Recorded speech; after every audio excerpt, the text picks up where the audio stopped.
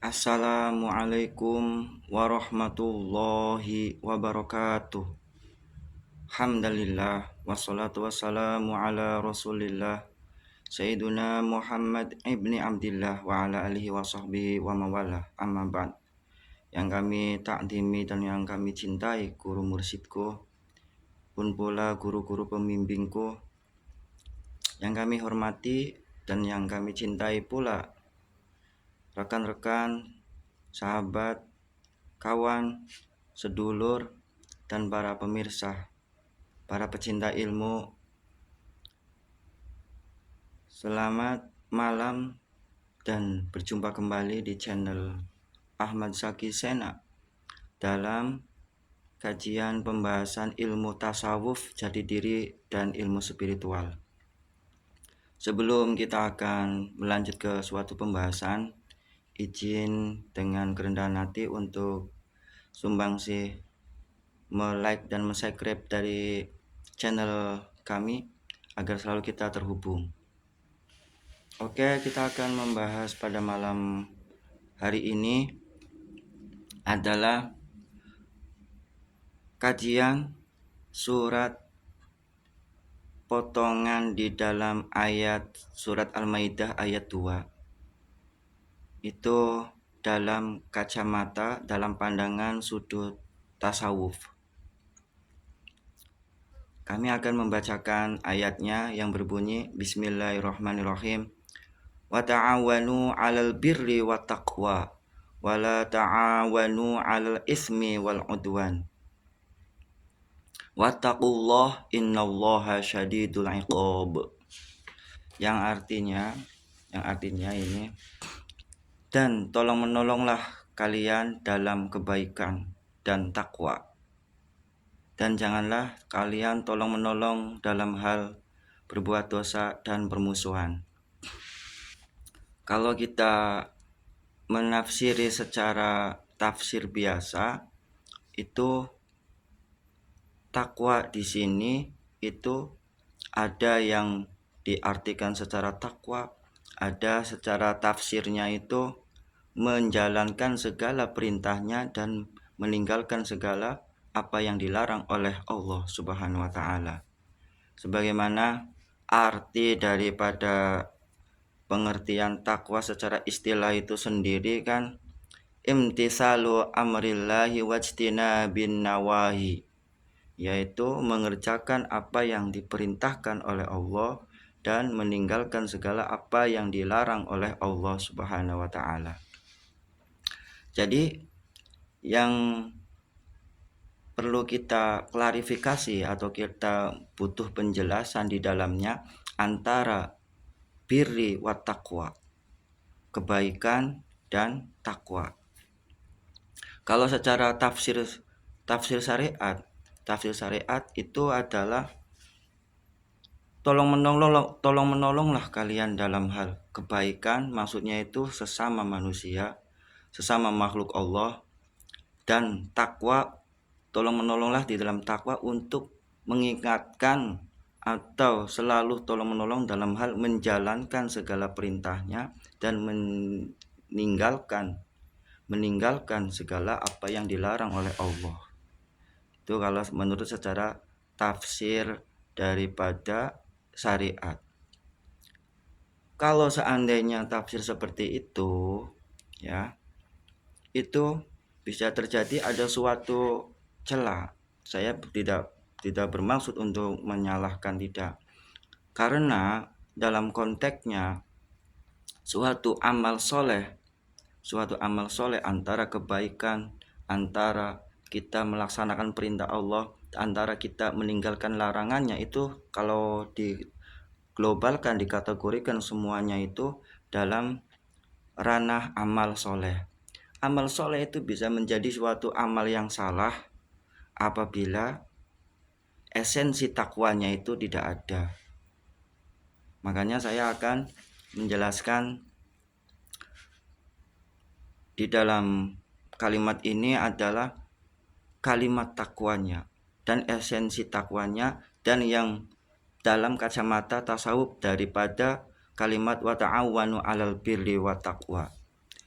Sebagaimana di dalam surat Al-Bayyinah ayat 5 itu kan dijelaskan. Bismillahirrahmanirrahim. Wa ma umiru illa liya'budullaha mukhlishina lahuddin. Tidaklah kami perintahkan mereka untuk menyembah kepada Allah dengan ikhlas. Di sini. Jadi, yang kita perlu pahami di sini adalah kalimat takwa. Kalimat takwa itu memiliki kalimat itu sendiri. Bagaimana di dalam Al-Quran yang berbunyi Bismillahirrahmanirrahim, Fa'anzalallahu sakinatun ala rasulihi wa alal mu'minina wa alzamahum kalimata taqwa. Ila akhir, yang diartikan fa'anzalallahu, maka Allah menurunkan sakinatan, ketenangan, ala rasulihi, kepada rasulnya, wa alal mu'minina, dan juga bagi orang-orang yang beriman atau orang-orang mukmin, wa alzamahum, maka dan Allah menghuzamkan atau menanamkan kepada mereka kalimat takwa. Wa kanu, dan mereka ahakku, lebih berhak, biha, dari kalimat itu lebih berhak bagi mereka, wa ahlaha, dan yang diambil daripada ahlinya. Jadi kalimat takwa itu digambarkan di dalam surat Al-Baqarah ayat 37 yang berbunyi Bismillahirrahmanirrahim. Alam taro kaifa daraballahu kamasalan kalimatan thayyibatan kasyajaratin thayyibatin asluha sabitun wa far'uha fis sama'i tu'ti ukulaha kullahinin bi'izni rabbiha wa yadribullahul amsala linnas la'allahum yatadzakkarun.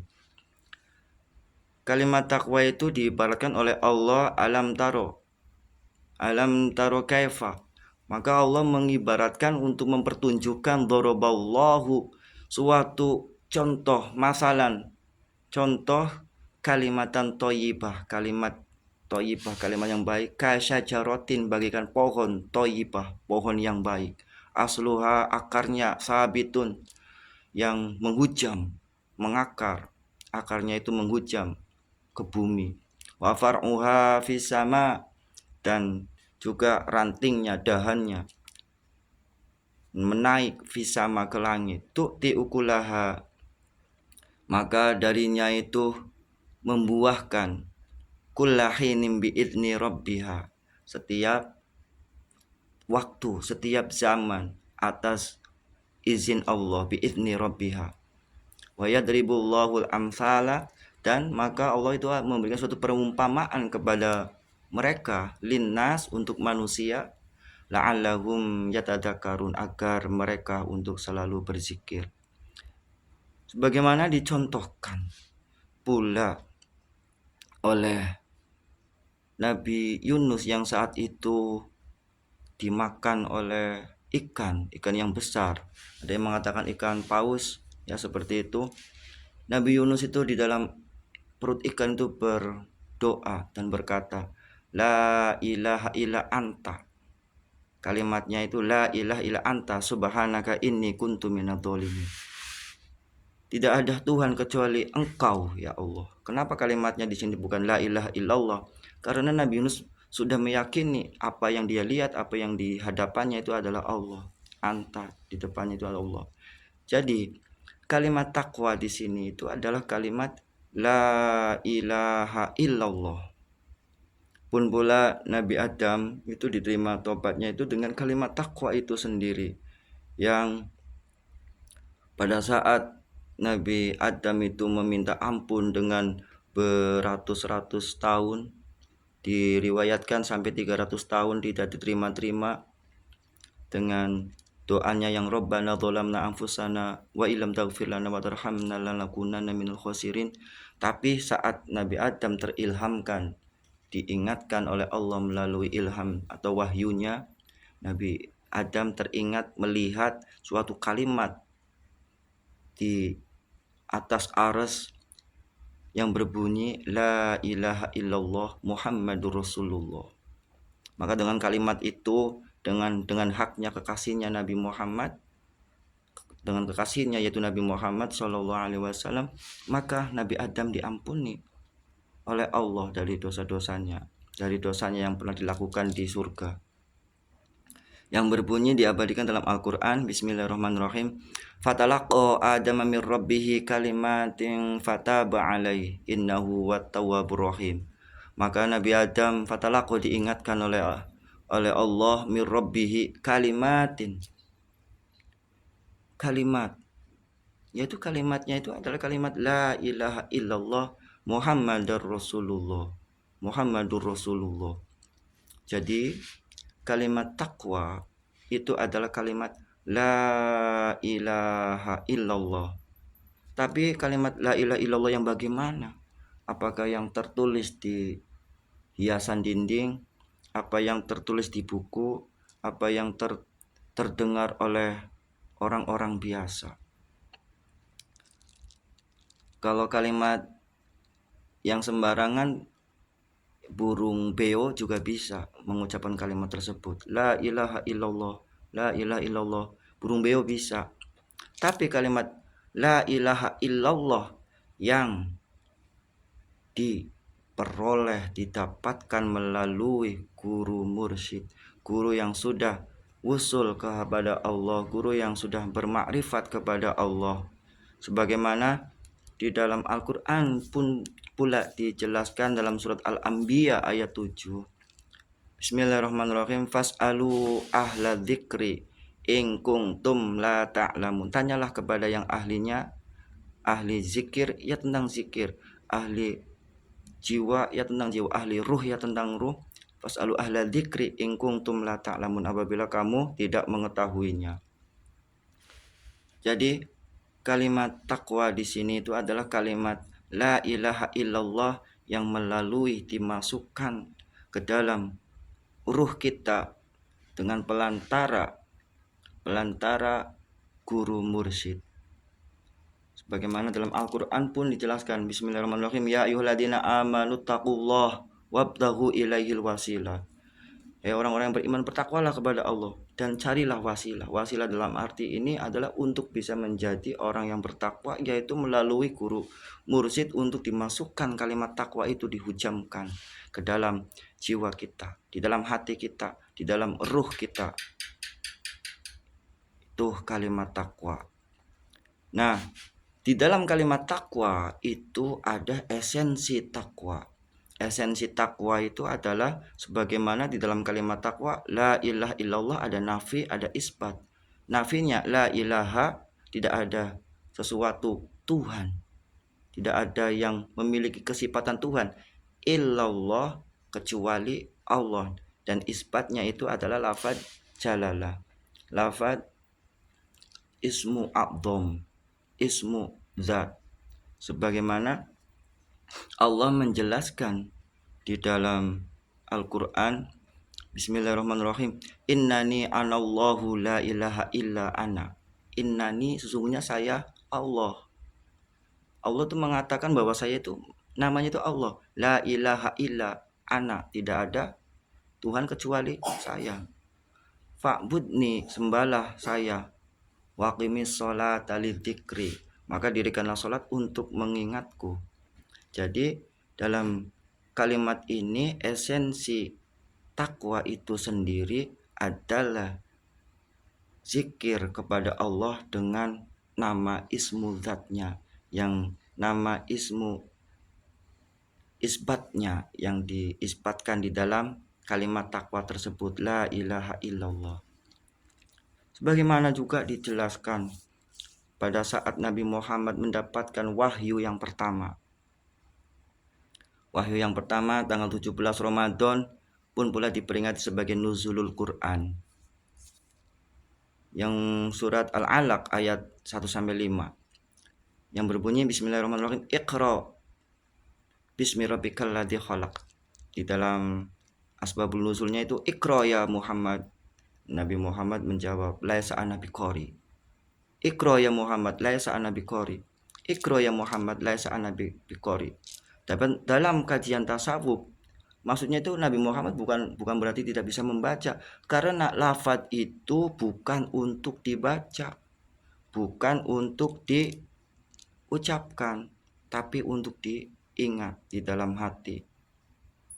Makanya diteruskan dalam ayat itu, khalaqal insana min alaq, yang menciptakan manusia dari segumpal darah.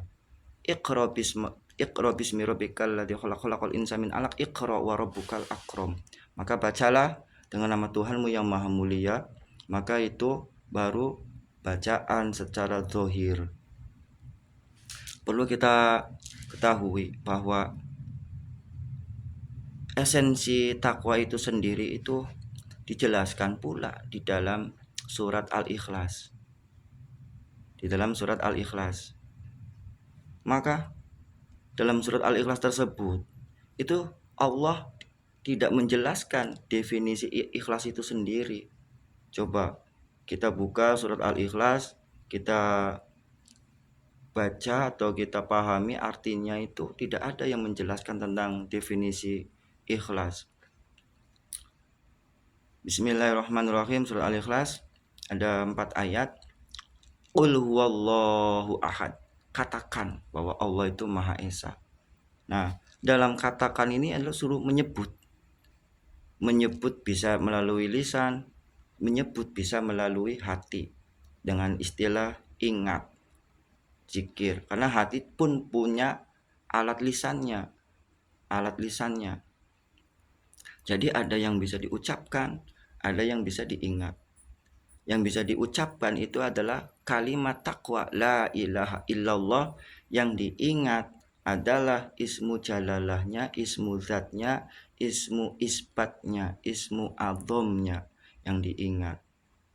Karena lafaz yang di sini, ismu yang di sini tidak bisa untuk diucapkan, tidak bisa untuk ditulis, tidak bisa untuk didengarkan, karena harus tertanam di dalam hati kita.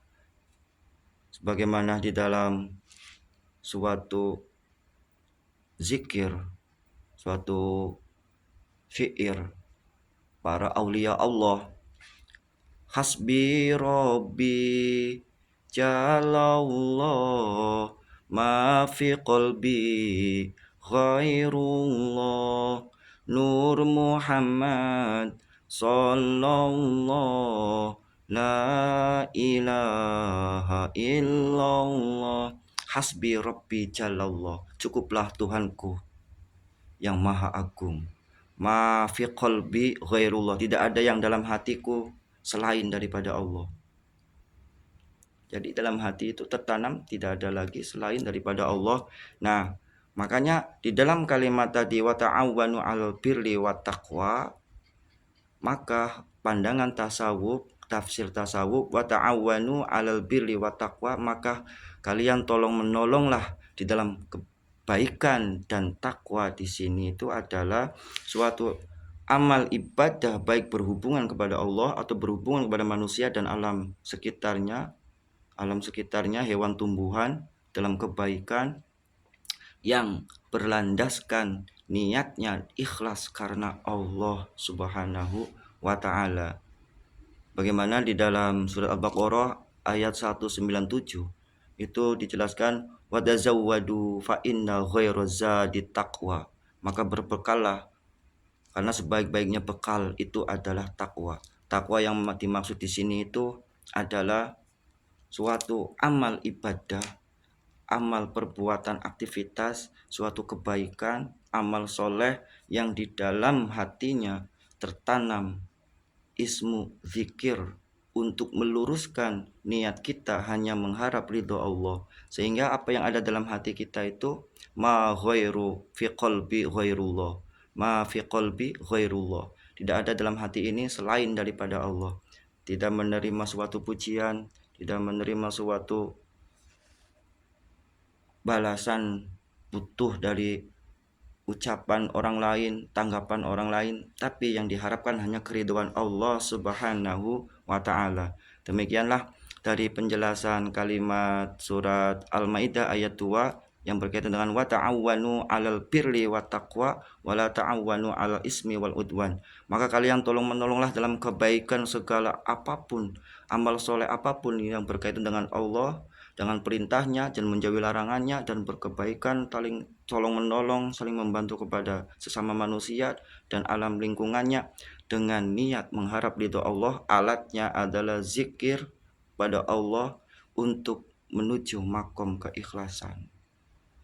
Dengan zikir kepada Allah maka kalian tidak akan bisa untuk wala ta'awanu 'ala ismi wal udwan, karena melakukan perbuatan dosa dan bermusuhan itu akibat daripada kelalaian lupa kepada Allah Subhanahu wa taala. Semoga ada manfaatnya, kurang lebihnya mohon maaf. Kita di sini untuk berbagi ilmu dan membahas suatu kajian hasanah keilmuan. Semoga ada manfaatnya. Apabila ada yang tidak berkenan, mohon maaf. Wassalamualaikum warahmatullahi taala wabarakatuh.